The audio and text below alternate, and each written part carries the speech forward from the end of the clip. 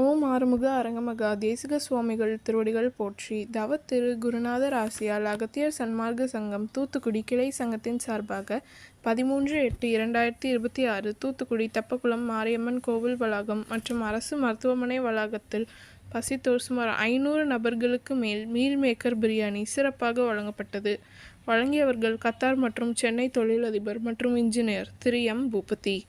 அன்னதானத்திற்கு பொருளுதவி செய்தவர்களும் தொண்டு செய்தவர்களும் அவர்கள் குடும்பத்தாரும் எல்லா வளமும் பெற்று சிறப்புடன் வாழ வேண்டுகிறோம்.